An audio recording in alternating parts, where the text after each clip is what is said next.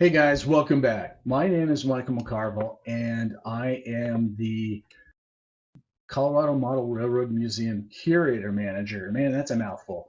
I want to thank Michelle Kempema for allowing me to help her with this position and help catalog and also get some exposure for the museum through my social media links, modeling, and that type of thing. Now there's a lot to cover. Okay, I can't sit here and just say, "Hey, here's the museum," and I got to walk around with Michelle, and she showed me the storage areas, the behind the scenes, um, the whole layout, the caboose that sits inside the museum. So there's a lot to this. So I think my best approach is to kind of help you guys get to know the museum better by focusing on something, a topic at a time. So, what we're going to do in this episode is we're going to talk about the layout. Why is it the most prominent feature in the museum? Yes, probably. There's a big, huge caboose that sits inside the museum too, so that's pretty prominent. But we'll talk about that in an episode. In this one, I'm a model railroader. For me, the most prominent feature is the model railroad. So let's talk about the museum itself. So the museum was founded in by Dave Trussell, and he opened the museum in 2009. The construction started much before that. It took several years and lots of volunteer hours.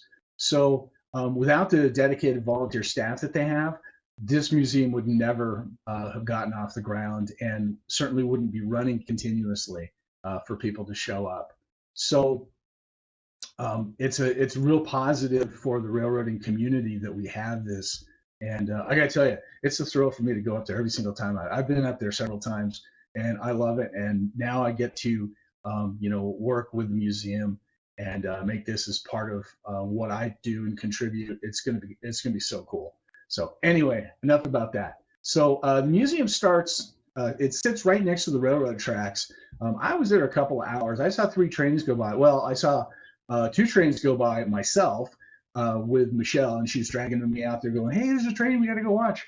And then there was one that I was filming, and the train went by. And so some of the stuff that you are going to see in the model railroading video is actually sounds of trains going by while I'm filming trains with DCC sound in them too. So it gets a little confusing. It's like, is that a real train or is that a DCC train? Give you an overview of kind of the layout, just a couple of bullets. It has a 1970s era CTC dispatch station for the NCE wireless system. It's a DCC layout, and the crews use radio headsets. There's 3 modes it can operate in. It can operate in a Docent mode, which is basically a automatic mode that's run through proprietary software that they developed themselves, which is really cool to begin with.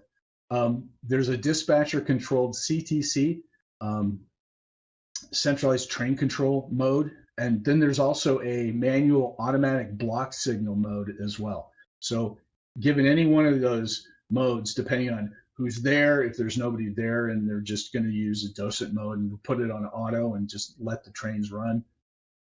I believe the Docent mode can actually run 9 trains at the same time. Automatic through their proprietary software.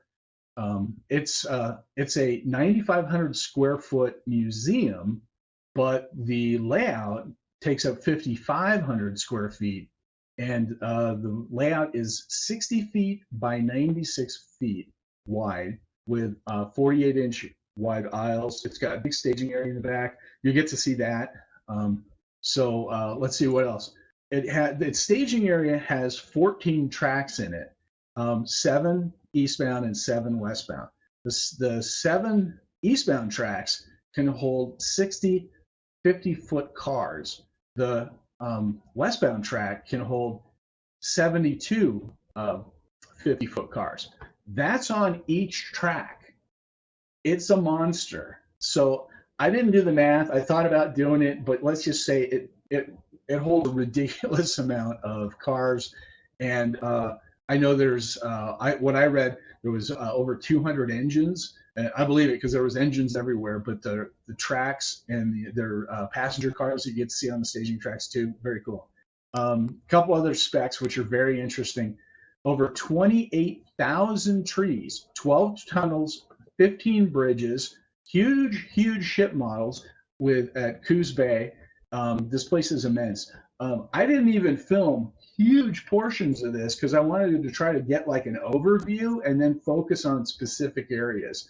So you didn't even get to see Coos Bay, all the waterfront scenes. So apologies for that, but we'll get to that. We will definitely do a whole video on just the nautical portion of it. The caboose that sits inside the museum is a 1919 Colorado and Southern red caboose, and it's sitting in. They put it inside the museum. You can go walk up to it and climb inside it and take a look at it. Don't tell Michelle I'm going to make that my office, so I'm sure she'll never notice. Video footage is going to start from the mezzanine area, which is the big overlook, and then I've chosen a few scenes and some run-bys, and then we'll end up in the staging area, which is actually underneath the mezzanine, and that's going to be it for this video. But I want to thank you guys for watching in advance, and I also want to thank Michelle Kempema for allowing me to present this material and for the opportunity to work with her as the museum curator manager, which is very exciting for me. So until we try to digest any more than that, let's just go ahead and watch some of the video. And then until next time, thanks for watching, and make sure you subscribe so you can get to see the upcoming videos, which is just going to be continuous. So let's go ahead and get started.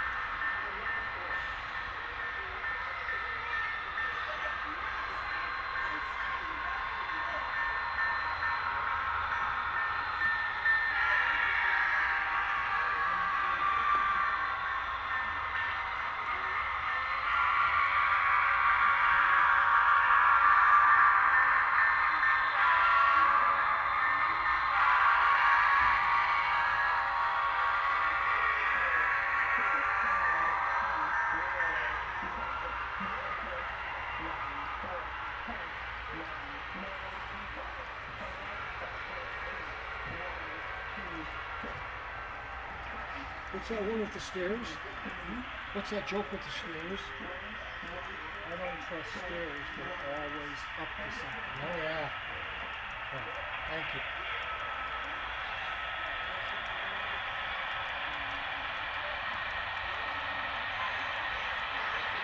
You can tell that to anybody.